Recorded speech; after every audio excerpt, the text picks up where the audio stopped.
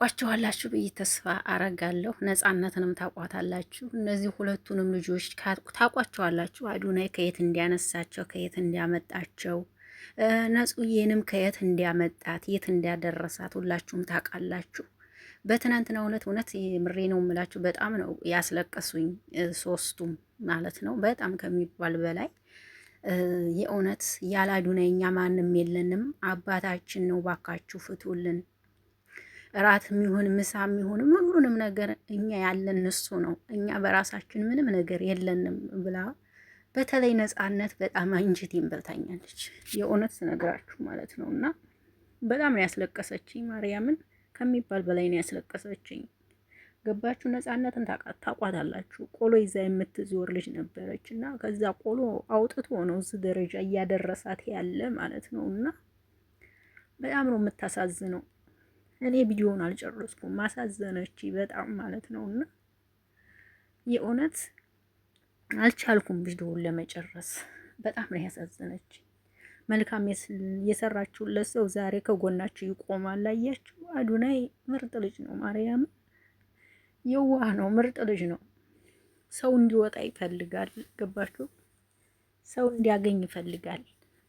እና እነዚህ ልጆች ሁለቱን ታያችሁ ከጎዳና ላይ ነው ያወጣቸው።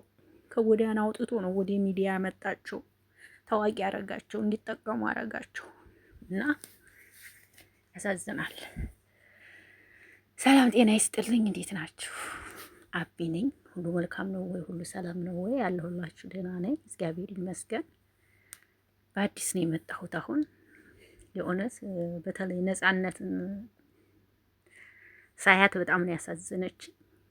ያለችው ነገር ሁሉ በጣም አንጀት ይበላል። እውነት በጣም ያለችው ነገር ሁሉ በጣም ነው ያሳዘነች። ያለሱ ማንም የለኝም እኔ ምንም የማረገው ነገር የለውም፣ ሁሉም እሱ ነው የሚያረግልን ያሉት።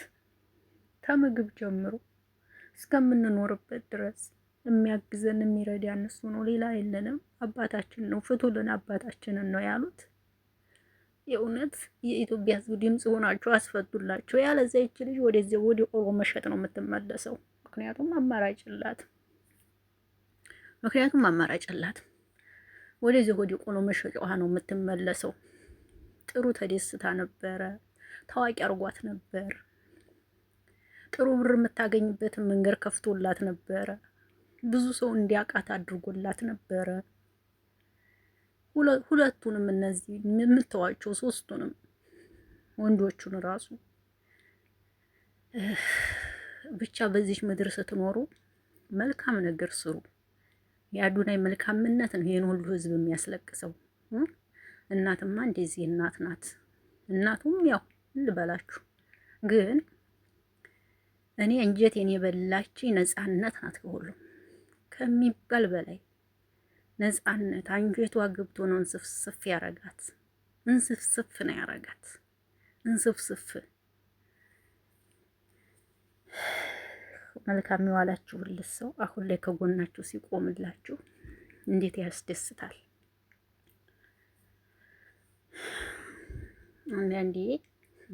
አንዳንዴ ኢትዮጵያ ይገርመኛል። የእውነት ነው የምላችሁ። በቃ ሁሉም ሰው አንገቱን ደፍቶ እንዲኖር ማለት ስላችሁ በቃ የተጎዳን ሰው ሲያወጣ አይወድም። ኢትዮጵያ ላይ ህዝብ የተጎዳን ሰው ይዞ ሲወጣ፣ የተጎዳ ሰው ሲቀየር፣ የተጎዳ ሰው ቤተሰቡን ሲቀይር፣ የተጎዳ ሰው ትልቅ ደረጃ ሲደርስ በቃ ማንም አይወድም። ዲሃ እንዲያከከ ይቅር የሚባል ነገር ነው። ገባችሁ? አዱናይ ታውቃላችሁ፣ ነጹን እነዚህን ልጆች የጋሽ ሰለሞንን መኪና ይኸው ሰሞኑን ነበር የሚሸለመው። አያችሁ፣ አሁን እስር ቤት ገባ። ሰሞኑ ነበር የመኪናዋ ሽልማት። ትንሽ ፎሎወር ነበር የቀረው። አያችሁ፣ እንደዚህ ያደረገ ልጅ ነበረ። ነገር ግን ሁሉም ሳይሳካ እሱም እስር ቤት ገባ። በቃ ያሳዝናል በጣም። እሱ ጋር እራት የበላንን ነው ያሉት። ያሳዝናሉ በጣም ማርያምን። ምክንያቱም ይሄ ልጅ ነው የሚያግዛቸው፣ የሚረዳቸው፣ ራት፣ ምሳ፣ ቁርስ፣ ቤት ኪራይ፣ ልብስ የሚያግዛቸው ይሄ ልጅ ነው። እነዚህ 3-4 ልጆች ማንም የላችሁ ብላችሁ ለነሱ እንኳን ስትሉ ብትፈቱት ብዬ እላለሁ።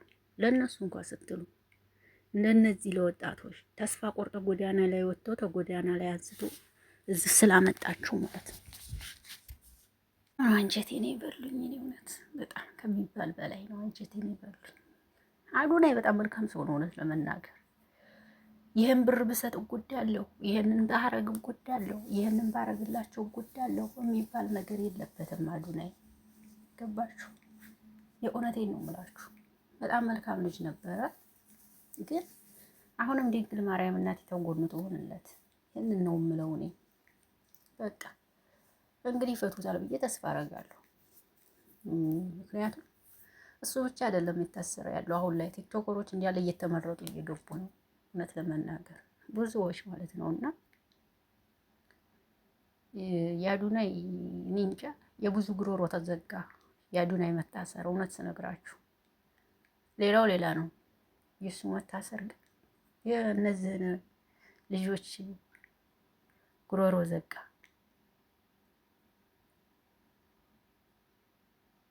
በጣም ያሳዝናል። ጸልይ እህት ጸልይ፣ ቤተ ክርስቲያን ጸልይ እንዲፈታ። ሌላ ምን ይባላል?